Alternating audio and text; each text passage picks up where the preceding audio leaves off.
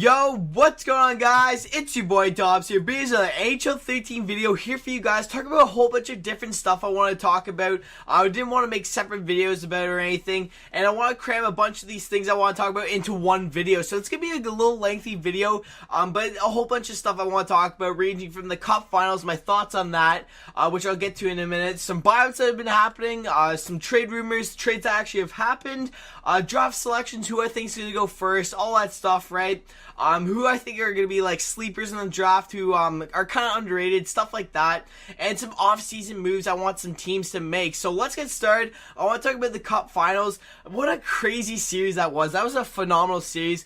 Just to think that we almost didn't have an NHL season, it's just unbelievable. That was one of the best series I've seen, period. Hats off to Chicago. They definitely earned it over anyone else. Obviously Boston, they put up a huge fight for it. What with Bergeron having so many injuries, like a punctured lung, he had was it a separated shoulder, torn cartilage, like all these players of Boston just threw everything out on the line, and I have so much respect for them, honestly. Bergeron, I have gained so much respect for that guy, playing through all those injuries.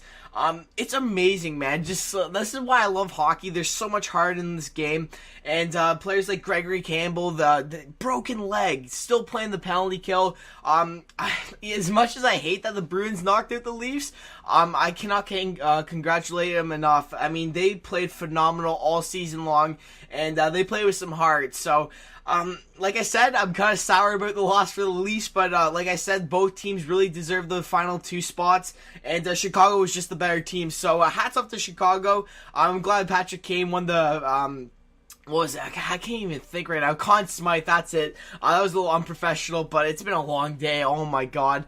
Which I will get into. But yeah, hats off to Patrick Kane, the Chicago Blackhawks. It was just a phenomenal series. And like I said, Chicago just played better the last 17 seconds. They kind of got a taste of their own medicine there of what happened to Toronto in the Game 7 overtime. But that's besides the fact. It was a phenomenal series, like I said. And congrats to the Chicago Blackhawks. Now, let's talk about recent buyouts. A lot of teams have been buying out their players with high salary caps that just haven't been living up to the expectations they thought they were, and that's the thing with long-term deals. It's hard to determine whether you should lock up the players so you can kind of get a steal, but I think long-term deals are kind of not worth it unless they've proven themselves for at least 3 years. So long-term deals usually don't work out. And players have been bought out, such as Vinny Lecavalier, which I'll get to in a minute. I really want to talk about that. Danny Briere, which is understandable. I know Philly really needed to buy out some players. They used their 2 buyouts on Danny Briere and Ilya Bryzgalov, which we all saw that was happening. Steve Mason's going to be their starter, obviously, which is he's an amazing goalie. I wouldn't say like top tier or anything, but he's a pretty good goalie, and I think he'll do a really good in Philadelphia. So we'll just have to see about that. We also got Thomas Caberlet. He got bought out. I'm pretty sure he's on waivers right now, so I'm interested to see who's going to be picking up Thomas Caberlet, former Leaf and all that, but he's lost his touch, which is unfortunate. But I really want to talk about Vinny Lecavalier. I don't understand why Tampa's doing this. Vinny's like 33, 32, maybe even older than that. He's not too old, but he's not... Like, he hasn't lost his touch. Let's just put it that way, right? So, Tampa Bay, I know they're getting younger, like I said. They're making that push to rebuild, and they're trying to help players like Stamkos. They're keeping Marty St. Louis because obviously he has a good a positive impact on Stamkos and players like that. So obviously they're getting younger. I do understand that, but and they saved a ton of money, which I don't know. I don't know if this is a smart move or a bad move. Because Vinny Lecavalier can have a huge impact on that second line for second line players like Nate Thompson. I don't know if he's on the first line or not. Teddy Purcell, players like that, right? I was gonna say Corey Conacher, but he got traded, which is unfortunate. That was a bad trade, I think. We'll just have to see, though. I can't really say.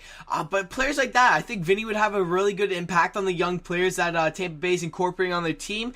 And it's unfortunate to see. Like I said, I don't think he's lost his touch. Tell me what you guys think down in the comment section below. Lecavalier, I know he isn't the most fit player. I know he isn't the fastest, but he does add some grit to the team, and he has he has a blister of a shot, man. Oh my god, this guy used to be a sniper back in the day, but he still is pretty good. I wouldn't like, he obviously has trailed off a bit, but he can still get it done. Don't get me wrong.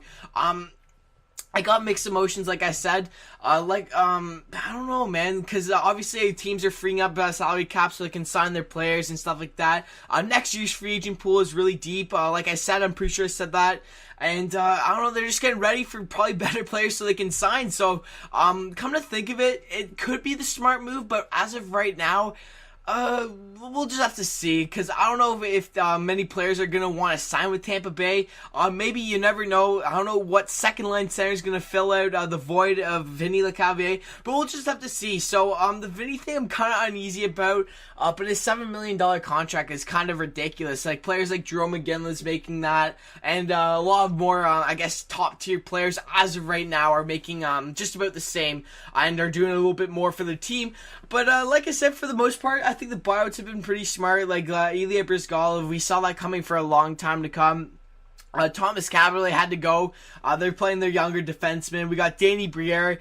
You really don't see him produce that often, so I can see Briere going. But like Javier, I really just don't know. So let me know in the comment section below, guys, what you guys think about that. And what team do you think he's going to go to? I personally think he's going to go to the Red Wings if Valtteri Filppula leaves. I think that'll be a really smart move. I think they should sign him to a 1-year, at max 2-year deal for, you know, maybe a little less than $7 million if we can get that going. But if not, and no longer than 2 years, please don't, because he's obviously going to trail off, and I want them to have salary cap to sign some free agents in the next year's free agent pool, because it's really deep. Like I said, I'm really exaggerating that. I've been, I wouldn't say I'm studying it, but I've been looking up on it, so it's kind of interesting to see that, all the free agents, and I'd like Detroit to make some off-season moves, because I don't know, their offensive production's kind of been trailing a bit. I can even admit it. Zetterberg and Datsuk are just carrying the team at this moment. Without them, we'd be nothing. I can even say that right now. So I really want them to sign some free agents, maybe even like Patrick Marleau or something like that. I wouldn't know if he'd leave the Sharks, but I just want some room so they can sign some really good free agent players, just for like 2-year deals or whatnot. But Vinny Lecavalier, let me know in the comments, guys. He's also a candidate for Montreal, so we'll just have to see. So if Filppula leaves, I personally think he's coming to the Red Wings, but only time will tell. So like I said, guys, leave your comments down below and tell me what you think. Now, let's talk about this year's upcoming draft. I'm so excited for this draft because this is a really deep draft in my opinion, and everyone with the first round pick, they're going to get a really good top tier player. So talking about the first round, who I think is going to go first. I personally think Nathan MacKinnon's going to go first. Everyone's saying Seth Jones is. But personally, I don't think so. I don't think that's going to be the case. Nathan MacKinnon's just amazing. If you guys haven't seen this guy play, oh my god, I suggest looking up some highlights and whatnot.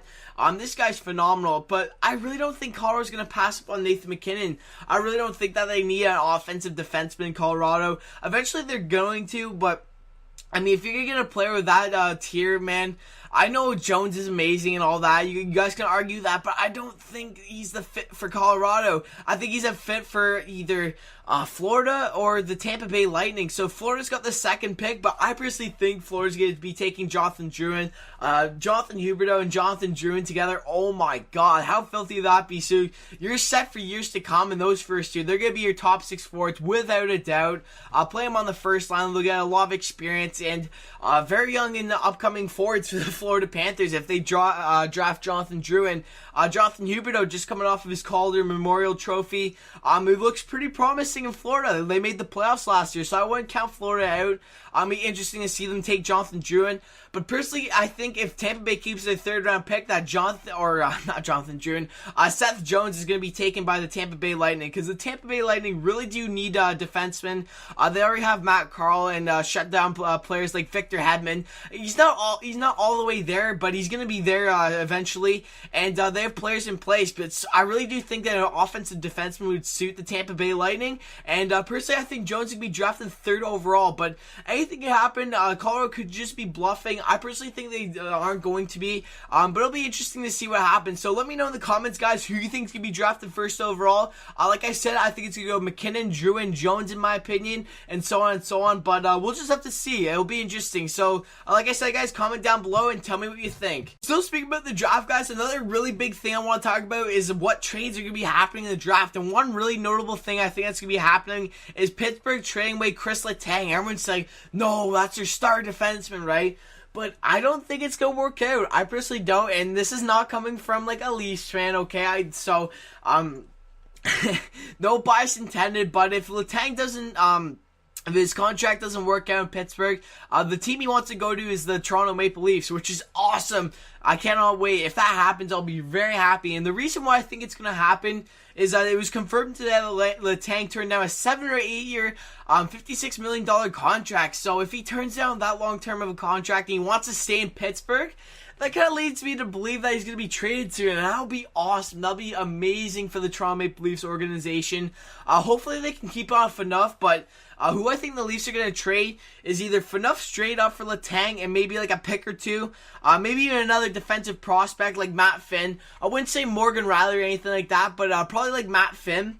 And if that doesn't work out, I would think it would be John Michael Lyles, which he's, I wouldn't say he's comparable. No way to his ability is he comparable to Letang. But they kind of play the same style, and we kind of fill the void of Letang for a cheaper option. So I'd say John Michael Lyles, Joel Coburn, and a first-round pick. I personally think that'd be a good trade. That's just me, though. It could be lowballing it. You never know. So we'll just have to see.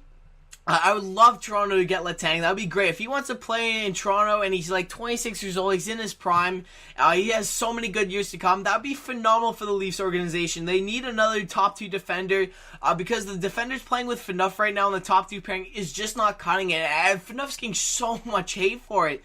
And he just has never had a legitimate, I guess, another first-line defensive player. He's a defensive partner. So he's been playing around with Mike Koska, which he was undrafted. Koska's a good player, don't get me wrong, but he's definitely not top 2 worthy. I don't know why Carlisle played him on the top 2 for so long in the regular season. I really don't know why. It should have been, but eventually he did switch it up, and during like the middle of the season, it was like Phaneuf and Gunnarsson, and sometimes Koska, but most of the time it was Phaneuf and Gunnarsson, which was a better pairing, but I wouldn't say it's the best pairing for Phaneuf. So that'd be great. I would love for them to hold on Phaneuf and get Letang so their defense is perfect. Don't have to worry about that. All the Leafs need to do is focus on that first-line center. And Bozak, man. I don't know if Bozak's staying. I don't know if he's leaving. Supposedly, he wants $5.5 or $5 million. And I don't know. That's a tough decision. Like, he's in his prime right now, and I don't know if it's worth it or not. Like, he played good last year, don't get me wrong, but the same thing could happen with the Grabowski deal, right? So Grabowski's a good two-way player. He's got his speed. He's not the grittiest player or anything, but he's definitely not worth $5.5 million. Probably $3 million at most, right? But second-line center, like I said, but oh, man, I don't know. I really want them to hold on to Bozak, but I don't know if they can do it. So, that first-line center option, I don't know, guys. We'll just have to see. Vinny Lecavalier could be an option, but I don't know if that's possible because if the Leafs cannot sign Tyler Bozak, I don't know why they would go for Lecavalier because he has a $7 million contract. He is older, so they're giving up a younger player for an older player. And his conditioning, oh my god. Lecavalier is not the fastest player, and the Leafs really do stress like fast players, athletic players, and stuff like that, right? They got the fast players in like Kadri, Lupul, and Grabowski and stuff like that. So I don't think he would fit. I don't think he would fit in Toronto. So I don't think Lecavalier is coming to Toronto. But they do need to figure that first line center. So I don't know what the Leafs are going to be doing. It's going to be kind of I don't know, it's unpredictable offseason for the Leafs. They're going to be signing. Hopefully they can re-sign Clark MacArthur.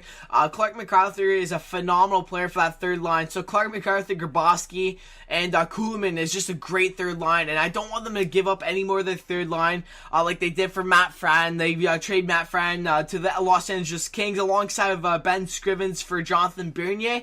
I don't want them to give up more depth because their depth players played really good last year. So if they're going to give up more depth, hopefully we can see a signing and maybe like David Clarkson, a good, power forward, I guess you could say, with good scoring capabilities sometimes. So he'd be a really good third-line addition to the Maple Leafs, but I want them to re-sign Clark MacArthur. I think that'd be a really good signing. So we'll just have to see. Like I said, guys, I don't know. I don't know what to say about the Leafs. It's kind of iffy, but I really want Bozak to stay. Hopefully they can work out something a bit cheaper. I just think $5 million is just ridiculous. So let me know in the comment section below what you guys think about the whole Bozak Lecavalier thing and the first line center and all the Letang deals and stuff like that, guys. Just let me know in the comment section below. I really want to know what you guys think. You guys are really supportive in the comments. So like I said, if you guys want to leave a comment, feel more than free to leave your ideas and whatnot down in the comment section below, guys. I know this video is getting on a bit, guys, but if you guys stuck around this long, I'm going to give you guys an internet high five. But I should have put this into separate videos. I had a lot to talk about. I had to cram it all into one video. I'm going to be going away soon, so I really won't have time to put in a lot of videos. So that's kind of why I put it in one video. But like I said, guys, if you guys just stuck around to this far, I really do appreciate it. Like I said, if you guys enjoyed it, be sure to like, leave a comment, and if you haven't already, be sure to subscribe, and leave a comment down below. I know I've said this a lot during the video, but who do you think there's going to be the sleepers in the draft? Who do you think is going to go unnoticed and kind of underrated in the draft? Personally, I think Ryan Pulock and Max Domi are going to be pretty underrated. I know that they're top tier players, but I think they're going to go in the later rounds. So let me know in the comment section below. I really want to know about that one. If you guys are going to comment anything, I really want to know who you guys think are going to be the sleepers in the draft, who you think are going to be the underdogs, but are still capable of playing at top tier level. But like I said, guys, leave your comments down below, and if you enjoyed, be sure to like, comment, subscribe, guys, and I'll see you guys later. Peace.